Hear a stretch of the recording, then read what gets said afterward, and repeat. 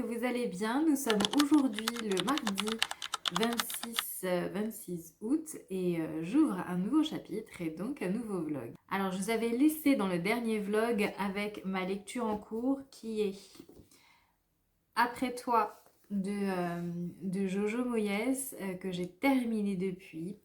Alors Après toi, c'est la suite de Avant toi. Donc on va retrouver Lou après donc le décès de Will qui va tenter de se reconstruire et de refaire sa vie. Elle emménage au centre de Londres. Elle trouve un travail en tant que serveuse dans un bar d'aéroport. Donc elle essaye de se reconstruire, sauf que ça marche pas du tout parce qu'elle est toujours dévastée par le décès de Will. Elle n'arrive pas à reprendre pied. Son job ne lui plaît pas du tout. Son patron est affreux. Elle a très peu d'amis. Elle sort pas beaucoup. Elle boit. Et elle n'arrive pas du tout à se reprendre en main. Et en fait, il va y avoir des événements dans sa vie qui vont faire qu'elle sera obligée de se reprendre en main. Alors le premier événement, c'est un accident qui va lui arriver. Et le deuxième événement, eh bien, c'est sa rencontre avec un personnage qui s'appelle Lily. Mais je ne peux pas dire qui est Lily, sinon je vous raconte un petit peu toute l'histoire. Ouais, je soupire et je fais la grimace. Bon, j'ai été un peu déçue. Pour être honnête, j'ai été assez déçue avec cette lecture. Euh, je pensais vraiment retrouver les émotions que j'ai ressenties au premier tome et ça n'a pas vraiment été le cas pour celui-là. Je ne peux pas dire que c'était très mauvais, je n'ai pas souffert non plus enfin voilà, c'était pas horrible de le lire. C'était agréable, mais sans plus. Voilà. Euh, je trouvais que le rythme était assez lent, l'histoire évoluait assez lentement et surtout l'évolution des personnages aussi était très lente. Donc cette impression de lenteur, moi, ça m'a un peu, voilà, ça m'a un peu rendu aussi apathique que Lou. Lou m'a énervée à plusieurs reprises, Lily m'a énervée, voilà, donc tout ça combiné fait que bah, j'ai eu du mal à m'attacher au personnage, j'ai eu du mal à adhérer à l'histoire. Le personnage de Lily, enfin le rôle qu'elle a dans cette histoire, je trouve ça assez invraisemblable. Euh, bon, je vous laisserai seul juge, hein. Si vous l'avez lu d'ailleurs, dites-le moi. Mais je trouve ça un peu exagéré. Mais bon, ok, pourquoi pas. Euh, et voilà, non, j'ai vraiment pas accroché à celui-là. J'en suis désolée, mais voilà. Peut-être que pour vous ça l'a fait, mais en tout cas pour moi ça l'a un petit peu moins fait. Je sais pas si je vais lire le troisième tome. Si l'occasion se présente, pourquoi pas. Sinon, je vais pas chercher à le lire moi délibérément. Bon, je me suis fait un petit café. Si ça vous ennuie pas, je bois mon petit café. Du coup, j'ai démarré une nouvelle lecture. C'est donc Nos étoiles filantes de Laure Manel chez Michel Lafon. Il est plutôt épais, mais j'ai l'impression qu'il se lit assez vite. Il fait 400, ouais, 409 pages. 409 pages, mais je sais pas si vous avez déjà lu Laure Manel, mais les chapitres sont très courts et, et voilà, et la police est assez espacée. Donc je pense que il va se lire assez vite. Je vous lis la quatrième de couverture. Seule survivante de l'accident qui a coûté la vie à son fiancé et ses meilleurs amis, Fanny doit à présent réapprendre à vivre. Comment expliquer à ses proches la culpabilité d'être toujours là, l'impossibilité de renouer avec la joie? Pour honorer la mémoire de celui qu'elle aimait et échapper à la douleur, elle décide de réaliser son rêve à lui et de partir au Canada. Voilà, donc moi je suis plutôt une fidèle de Laure Manel, elle fait partie de ces autrices que j'aime beaucoup. Déjà, j'aime beaucoup la personne. Je vais la voir tous les ans au Salon du Livre et à Paris. Et c'est toujours un vrai plaisir voilà, de pouvoir échanger avec elle. Elle est vraiment très gentille, très accessible. Euh, J'aime beaucoup ses romans. Je trouve qu'elle a une belle sensibilité. Voilà, donc du coup, ça fait des années que je lui prends toujours son nouveau roman, d'ailleurs toujours au Festival du livre de Paris. Et voilà, celui-là ne fait pas exception à la règle. Il va rejoindre ses petits camarades dans ma bibliothèque. Et puis bah, là, je viens de le commencer, j'en suis à la page 23, donc je ne peux pas en dire grand-chose. Mais je vous ferai bien évidemment un petit update au fur et à mesure de ma lecture. Voilà, oula, je vous ai un petit peu bousculé.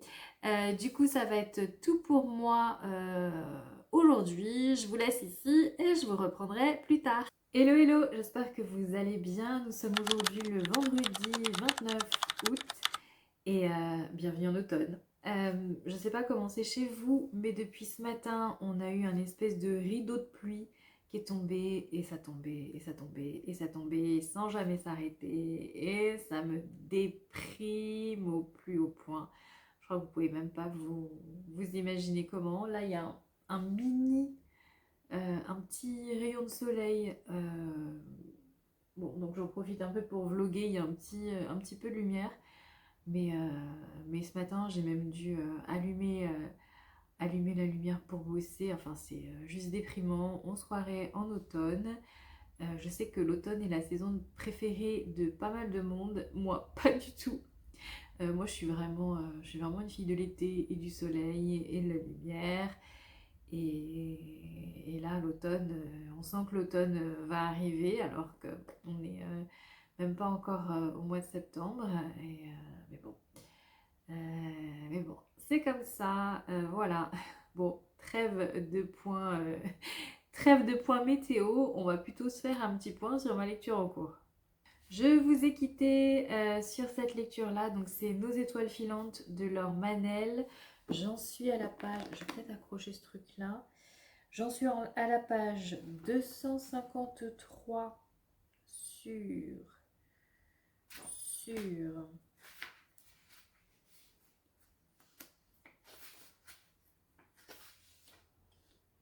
sur 409. J'en ai fait à peu près la moitié. Alors, pour le moment, je passe un très bon moment. Mon seul souci, mais c'est pas de la faute, c'est pas du tout de la faute du livre, c'est moi dans mon enchaînement. En fait, juste avant celui-là, je lisais Après toi de Jojo Moyes, dont le thème principal était le deuil de la personne aimée. Et Nos étoiles filantes, le thème principal, et je vous le donne en mille, le décès, enfin le deuil de la personne aimée et la façon dont on s'y prend pour s'en remettre. Voilà, donc là, ça fait le deuxième livre sur le deuil que je lis. C'est un peu beaucoup, mais bon, c'est comme ça, c'est ma faute, hein. C'est ma faute, j'ai mal enchaîné les lectures, j'aurais dû plus faire attention. Mais c'est vrai que les deux plombent, enfin, de la suite, ça plombe un peu le moral. Mais bon, c'est pas grave. Bon, de toute façon, moi je passe un très bon moment avec celui-là. On va suivre donc un personnage qui s'appelle Fanny. Fanny, elle a une trentaine d'années. Elle est en couple avec Adrien, ils sont sur le point de se marier, ils filent le parfait amour tous les deux, ils sont amoureux, unis, ils ont plein de projets. Et malheureusement, Adrien va décéder dans un accident de voiture dans laquelle était Fanny et dans laquelle il y avait aussi un autre couple d'amis. Et en fait, Fanny, sur les 4 personnes de la voiture, Fanny est la seule survivante de cet accident et elle va devoir vivre avec sa culpabilité d'avoir survécu un accident un accident qui a coûté la vie donc à son amoureux et à ses deux amis. Du coup, bien évidemment, comme on peut l'imaginer, c'est très difficile pour elle et à la fois sur sa santé physique parce qu'il y a toute la partie rééducation et sur toute la santé mentale parce qu'en fait, elle en veut au monde entier, elle est très en colère, elle trouve ça très injuste d'être la seule survivante, surtout qu'elle était sur le point de se marier avec son fiancé, donc c'est d'autant plus injuste. Elle se referme sur elle-même, elle est dans un état de dépression et du coup, elle décide de partir au Canada. C'était leur rêve à tous les deux. Et elle décide de le réaliser et elle va donc habiter dans ce magnifique décor un peu au milieu de la forêt au bord d'un lac et puis elle n'a pas vraiment de plan. Voilà, elle décide partir au Canada et d'essayer voilà, de se remettre de sa peine et mais surtout essayer de vivre à nouveau, quoi. Alors, moi, comme d'habitude, moi j'adore les romans de Laure Manel. Euh, il est assez épais, mais les chapitres sont très très courts, donc on avance plutôt vite. Les caractères sont plutôt gros aussi, donc franchement, on passe les pages, c'est assez facile. Là, j'en ai fait un petit peu plus de la moitié.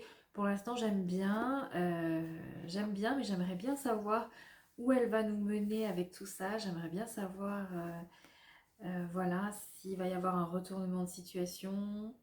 Pour l'instant, je vois deux, trois trucs arriver, mais je ne sais pas encore si ça va, si c'est vraiment ce que j'ai en tête qui va se réaliser. Donc j'attends de voir pour le moment, mais quoi qu'il en soit, voilà.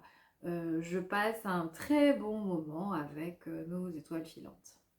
Voilà, je voulais juste vous dire ça aujourd'hui. Du coup, c'est tout pour moi pour le moment. Je vous laisse ici et je vous reprendrai plus tard.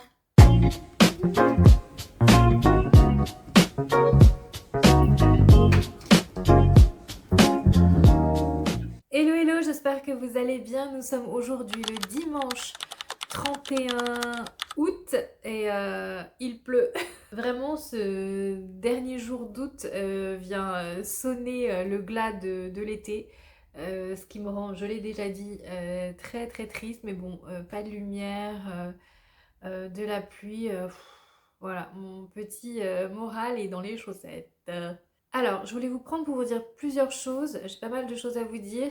Hier soir, j'ai vu le film Leurs enfants après eux, qui est une adaptation du roman de... Comment il s'appelle déjà l'auteur? Je sais plus. Donc j'ai retrouvé. Il s'agit d'une adaptation du roman de Nicolas Mathieu. Alors j'avais lu le roman à l'époque où il était sorti, mais il y a plusieurs années déjà. J'avais moyennement aimé. C'était une lecture pas mal sans plus, mais voilà, pas quelque chose qui m'aura parlé au cœur. Et je me suis dit, tiens, pourquoi pas regarder l'adaptation en film. Parfois, ça peut être bon, surtout qu'il y avait un casting qui était pas mal. Il y avait Gilles Lelouch, Divine Salier, qui joue très très bien, hein, mais bon, sans surprise, j'ai aussi moyennement aimé le film. Je sais pas, je trouvais ça un peu lent, long. C'est des problématiques qui me parlent pas au cœur ou je sais pas. Je suis pas rentrée dedans quoi. En tout cas, c'était pas pour moi. Voilà, je sais pas si vous l'avez vu ou si vous l'avez aimé. Moi, voilà, c'était pas mon truc, mais je laisse volontiers aux gens qui sauront apprécier et le livre et le film. J'ai également terminé la série And Just Like That, qui est donc la suite de Sex and the City, où elles sont cinquantenaires et elles vivent une vie un peu différente. Là, c'était la troisième et dernière saison. J'ai adoré cette saison, j'ai vraiment adoré. Je trouve qu'elles évoluent. Enfin, à chaque fois, je dis ça, mais je trouve qu'elles évoluent encore mieux dans cette troisième saison. J'ai bien aimé un petit peu la tournure que prend les événements pour chacune d'entre elles. Et je peux pas dire parce que sinon je spoil tout, mais le dernier épisode, j'ai versé une petite larme. J'ai pensé à Carrie parce qu'elle me fait beaucoup, je sais, enfin, elle me fait beaucoup penser à moi dans certaines de ses réflexions et notamment sa réflexion sur le dernier épisode. Bon, je peux pas dire quoi, mais c'est une réflexion que je me fais également.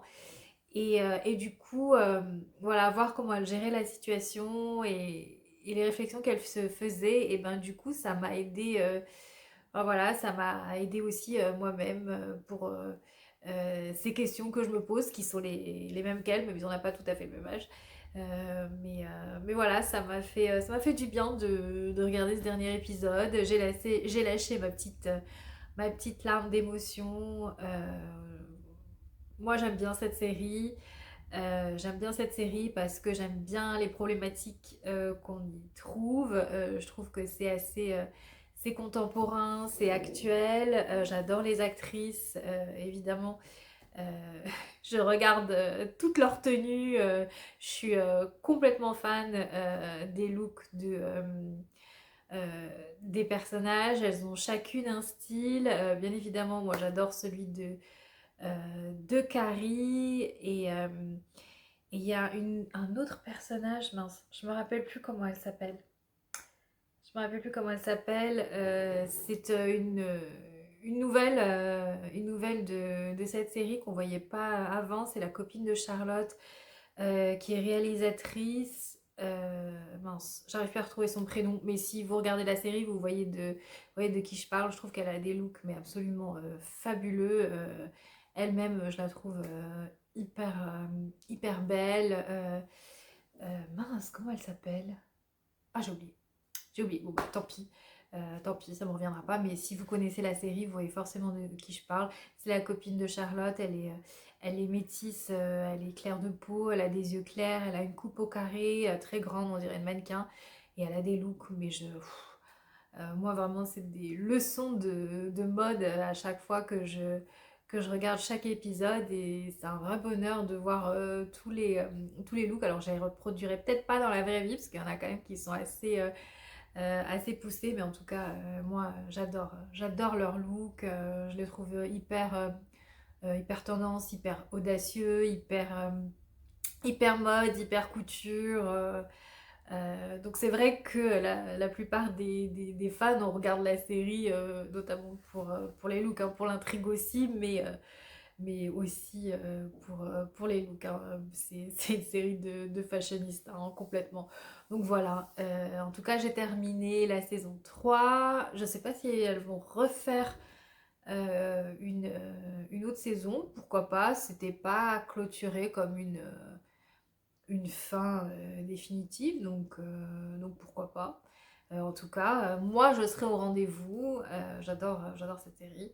Donc c'est sûr que je regarderai une saison 4 s'il y a une saison 4. Hier, je suis allée voir, normalement je vous ai mis des petites images, je suis allée voir enfin je me baladais dans le 13e et je suis allée au quai de la photo qui est quai de la gare. Il y a une expo qui est, euh, qui est organisée comment ça s'appelle, sur une péniche qui s'appelle le quai de la photo. Eh bien, c'est l'actrice Audrey Tautou qui est exposée. En fait, c'est une expo photo. Ce sont des photos qu'elle a prises, soit d'autres personnes, soit d'elle-même. Et c'est une sorte d'introspection un petit peu dans son monde.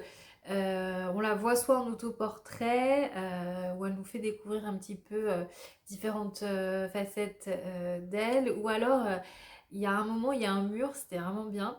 En fait, elle a pris une photo à chaque fois de chaque journaliste qu'il a interviewé ou de chaque personne qui était présente sur ses tournages et elle en a mis sur tout un mur. C'était vraiment chouette. Euh, C'était vraiment une expo sympa, c'est tout petit. C'est gratuit, c'est dans le 13e. Par contre, il reste pas longtemps. C'est jusqu'au 10 septembre. C'est très court, hein, mais c'est assez sympa. Si vous vous baladez dans le coin sur le quai, le métro, c'est quai de la gare, c'est juste en face de Bercy. Donc vraiment, voilà, si vous passez dans le coin, allez-y, n'allez pas là-bas que pour ça parce que ça ne dure que 10 minutes. Mais voilà, c'était sympa à faire et ça s'appelle Superfacial. Voilà, normalement si je bosse bien, je vais essayer de vous mettre l'affiche quelque part par là. Et cet après-midi, je vais au Petit Palais voir l'expo Vort, je crois que ça se prononce comme ça. Vort, qui est donc paraît-il magnifique. Et Monsieur Vort, j'ai oublié son prénom, j'ai mangé son prénom, décidément, je ne fais qu'oublier les prénoms aujourd'hui. Euh, Monsieur Vort est donc sorte de le papa, le fondateur du style à la française, de la haute couture. Une grande source d'inspiration. Je crois que c'est une expo qui a demandé des années de travail et j'ai vraiment hâte de la voir. Donc c'est cet après-midi au Petit Palais et je vous emmène avec moi tout à l'heure bien entendu. Je sais pas si je clôture le vlog maintenant ou si je vous reprends quand je rentre de l'expo. Bon, je vous reprendrai, je pense, vite fait pour clôturer et, et faire aussi un petit débrief sur l'expo, je pense. Ouais, on va faire ça. Je sais pas non plus si je clôture ce vlog aujourd'hui ou si je fais une semaine en plus. Je sais pas, je réfléchis. Alors vous aurez déjà la réponse au moment où vous verrez cette vidéo. Moi pas encore. Voilà, je sais pas si je fais une longue vidéo sur 2 semaines ou des petites vidéos courtes sur une semaine. Je sais pas encore, je réfléchis et puis bah, de toute façon vous aurez la réponse immédiatement. Au niveau de mes lectures, j'ai terminé Nos étoiles filantes de Laure Manel. Euh, Comme je vous l'ai dit, j'ai passé un très bon moment avec ce roman. C'est pas mon préféré, je dois l'avouer. Peut-être parce que juste avant, je venais de lire un livre sur le deuil et relire un livre sur le deuil, bah voilà, peut-être que c'était un petit peu trop.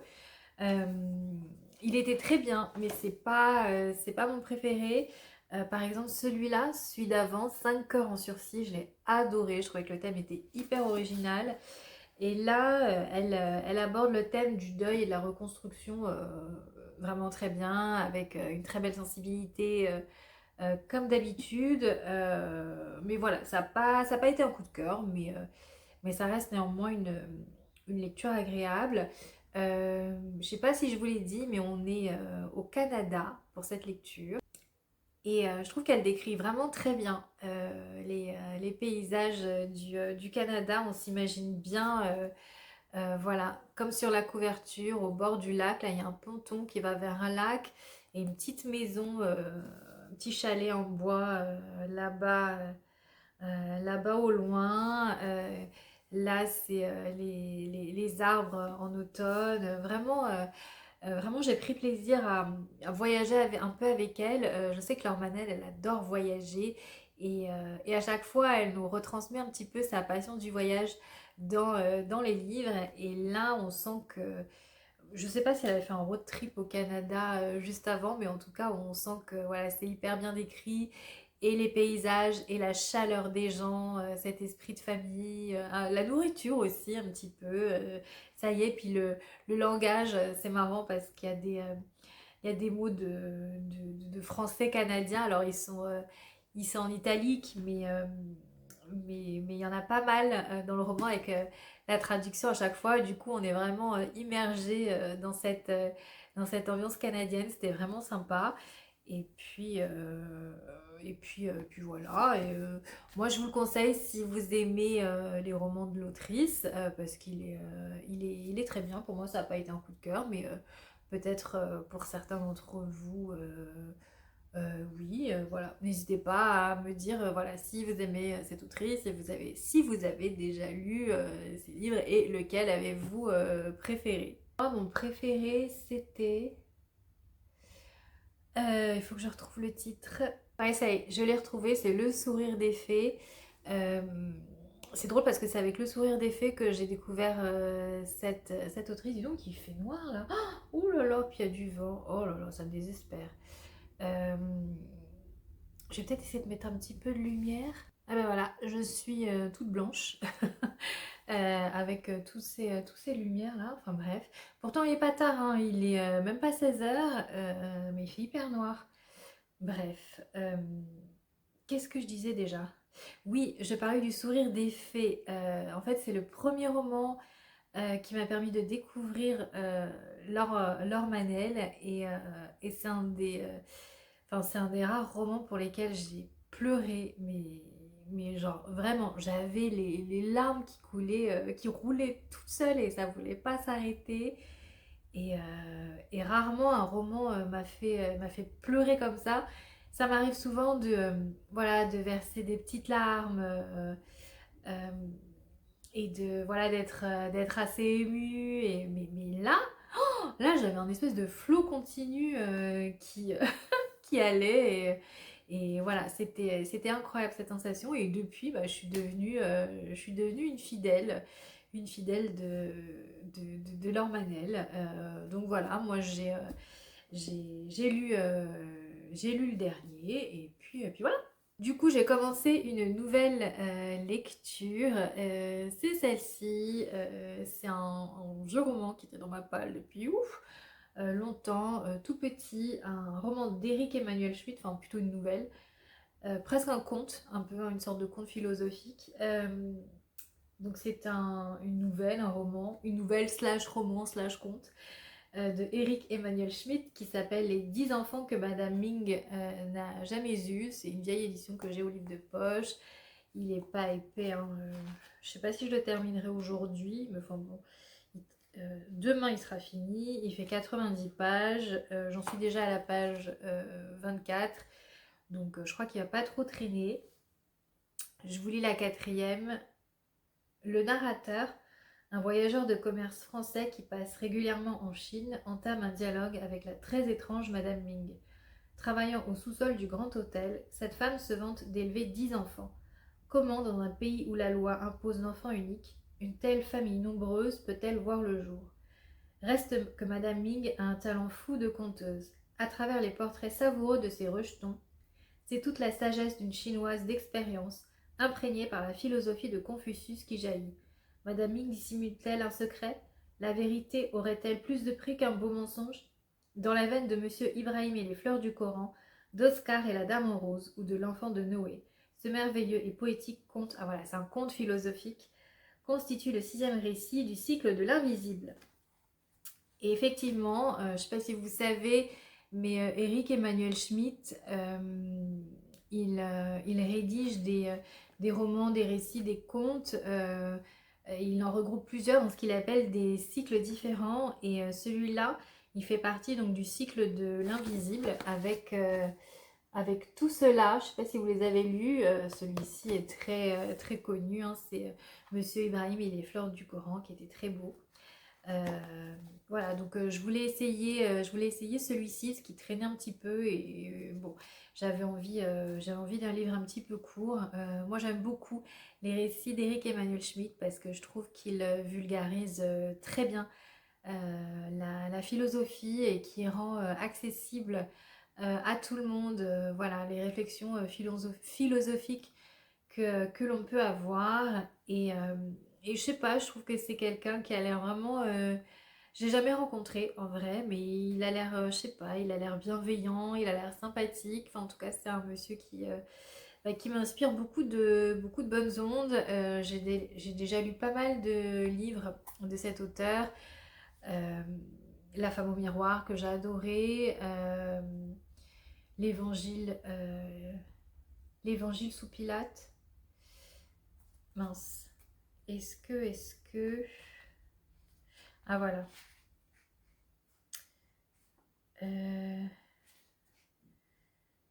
L'évangile selon Pilate, pardon, la part de l'autre. Lorsque j'étais une œuvre d'art, j'ai lu aussi La femme au miroir, merveilleux. Odette tout le monde, j'adorais. Bon, Monsieur Ibrahim et les fleurs du Coran. Et je crois que c'est tout. Ouais, je crois que c'est tout. De toute façon, il en sort un tous les ans. Voilà, donc celui-là, il ne me prendra pas beaucoup de temps, donc je vous ferai très vite le débrief. Et sinon, j'avais des chèques lecture qui m'attendaient. Et, bah, du coup, j'en ai profité pour faire un petit tour hier chez Cultura. Comme c'est la rentrée littéraire, je me suis dit que je pouvais utiliser ces chèques justement pour la rentrée littéraire. Et je me suis acheté 3 livres. Alors, le premier, bah, c'est le dernier Michel Bussy qui s'appelle Les ombres du monde aux presses de la Cité. C'est le dernier de l'auteur. Il me faisait vraiment envie parce que c'est pas un polar, parce qu'il parle du conflit au Rwanda, qui est un sujet que je trouve hyper intéressant et vraiment je l'attendais pas là-dessus. Du coup j'en attends beaucoup de ce livre. Je vous lis la quatrième de couve. Octobre 1990. Le capitaine français Yorick Arteta, en mission au Rwanda, rencontre Espérance, jeune professeur engagé dans la transition démographique de son pays. 6 avril 1994. Un éclair déchire le ciel de Kigali. Le Falcon du président rwandais explose en plein vol. Commencent alors 100 jours de terreur et de sang. Les auteurs des tirs de missiles ne seront jamais identifiés. Quelqu'un pourtant connaît la vérité. Noël 2024. Yorick, sa fille et sa petite-fille s'envolent pour le Rwanda. Tous poursuivent leur propre quête, tourmentés par les fantômes du passé. Une œuvre magistrale où Michel Bussy fait entrer l'histoire dans le roman et le roman dans l'histoire, articulant, en maître du suspense, la construction romanesque avec les faits historiques. Une langue où des images sensibles traversent sur un fil les ombres du monde. Voilà, donc là j'ai l'impression qu'il est quand même sorti de sa zone de confort. Le conflit au Rwanda, c'est quelque chose qui m'avait beaucoup touchée. Enfin, c'est un thème qui m'avait beaucoup touchée sous la plume de Gaël Faye, que j'adore et que j'adore et que j'adore. Et, euh, et du coup, je vais voir ce que ça donne dans les yeux et dans la plume de Michel Bussy. Du coup, je pense que je vais le lire en septembre, je pense que je vais même le lire après le Eric et Emmanuel Schmitt, tellement je suis pressée de le découvrir et de voir voilà, comment lui il va aborder le thème et comment il compte prendre le sujet. Je vais l'aborder ouais, la semaine prochaine, ça c'est sûr. Tellement je suis impatiente. Michel, j'attends beaucoup de toi, ne me déçois pas, s'il te plaît. Je me suis procuré également celui-ci, c'est La Bonne Mère de Mathilda Di Matteo chez l'Iconoclaste, qui fait partie aussi de leur rentrée littéraire. Alors, ce qui m'a attiré dans ce roman, c'est que c'était un premier roman, qu'il parlait de Marseille. Et comme j'ai été cet été à Marseille, bah voilà, je voulais prolonger un petit peu l'ambiance marseillaise avec ce roman. Donc je vous lis la quatrième. Certains disent qu'elle est vulgaire, moi je dirais qu'elle est solaire. Un soleil de canicule, du genre incendiaire.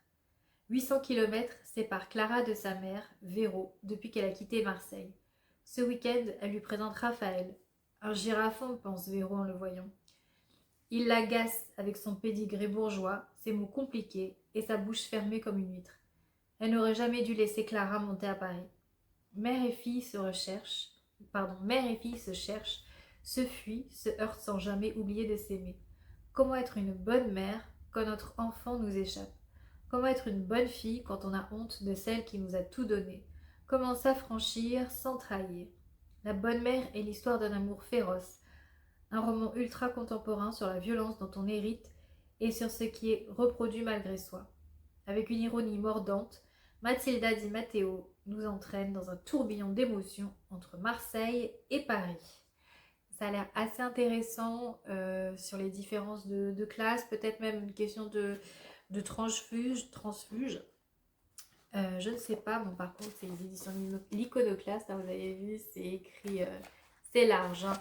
Donc ça paraît épais, mais je pense que ça allait pas tant que ça. Et dernier livre que je me suis procuré pour le plaisir, on va dire, c'est la toute petite nouvelle La femme de ménage se marie de Freda McFadden. J'ai déjà lu La femme de ménage tome 1, je sais pas pourquoi je parle vite comme ça, et le tome 2. Je crois que celui-là fait la transition entre le 2 et le 3. J'attends que le 3 sorte en poche avant de le prendre. J'avais beaucoup aimé, enfin, adoré, n'ayons pas honte de le dire, j'ai adoré le premier. Je sais que beaucoup trouvent ça mal écrit ou je sais pas quoi. Moi j'avais trouvé ça vraiment très bien. C'est un livre qui fait le job. J'avais pris beaucoup de plaisir à le lire. J'avais moins aimé le 2, j'avais moins accroché parce qu'en fait le procédé narratif était le même, donc j'étais un peu moins surprise à la fin. Celui-là, c'est très court. Celui-là, c'est très court. Celui-ci est assez court. Il fait 107 pages. 107 pages, je vous lis la quatrième. Aujourd'hui est censé être le plus beau jour de la vie de Millie. La femme de ménage se marie avec Enzo, l'homme de ses rêves, et rien ne peut gâcher son bonheur. D'autant que ses parents, avec lesquels elle est brouillée depuis 15 ans, ont promis d'assister à la cérémonie. Mais alors qu'elle devrait se préoccuper uniquement de sa robe et de sa coiffure, Millie est confrontée à un sérieux problème. Quelqu'un ne veut pas qu'elle vive assez longtemps pour prononcer ses vœux. Quelqu'un qui épie ses faits et gestes jusque dans sa chambre. Prise au piège, Millie décide pourtant de ne pas se laisser intimider. Elle se mariera coûte que coûte, pour le meilleur et pour le pire. Mais le pire pourrait bien arriver plus tôt que prévu. Voilà, ça a l'air pas mal, assez court, donc on va voir. Bon, visiblement, Millie s'est encore mis dans des sales draps dans cette petite nouvelle, donc voilà, on verra. Je sais pas encore quand je le lirai, mais on verra ce que ça donne. Voilà, du coup, bah, c'est tout pour moi pour le moment. Je pense que je vais vous reprendre en rentrant de l'expo pour faire un petit débrief et soit pour clôturer ce vlog ou soit pour le prolonger à la semaine prochaine. Bon, du coup, je vous laisse ici et je vous reprends tout à l'heure.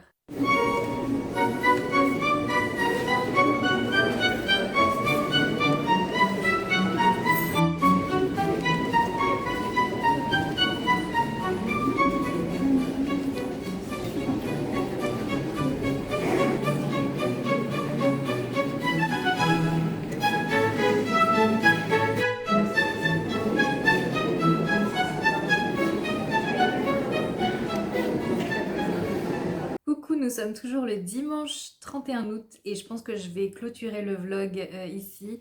Je reviens de l'expo Vort au Petit Palais et c'était vraiment très très beau. Si vous aimez les robes de princesse façon Sissi, mais allez-y, bon il reste plus beaucoup de temps, je crois que c'est jusqu'au 10 septembre, un truc comme ça. Enfin je sais plus, je vous aurais mis des images avant, mais effectivement Vort, Charles quelque chose.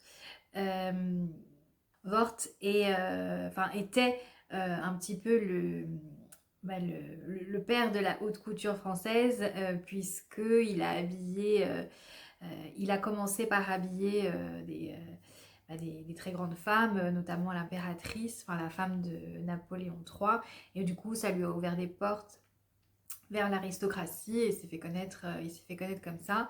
Et donc il a pu habiller des dames très très nobles. Et ensuite, sa maison, son savoir-faire a été transmis à ses enfants. Il a eu notamment 2 garçons. Il y en a un qui s'est occupé de l'aspect artistique, stylistique, etc. Et l'autre qui s'est occupé de l'aspect plutôt administratif et financier. Donc voilà, comme ça, tout le monde se complète. Et ensuite, la famille s'est étoffée, s'est agrandie et ils ont repris la maison pendant très longtemps. Et du coup, on voit dans l'expo donc des pièces qui ont été designées donc par la maison Vort. Et c'est vraiment très très beau. Enfin, ces détails, les manches bouffantes.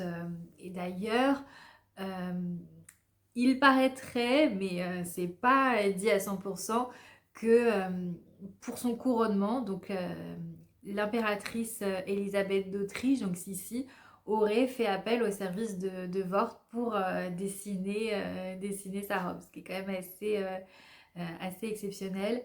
Et puis vous verrez, il y a plein de tenues. Alors, il y a les tenues du jour, les tenues de la maison, les tenues pour recevoir les amis quand on prend le thé, et il y a la tenue du soir, hein, une tenue pour chaque moment. Donc là, on s'en sort plus. Mais vraiment, voilà, c'est très très beau, très très bien documenté.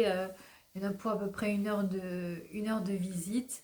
Donc voilà, moi c'est une expo que j'ai beaucoup aimée.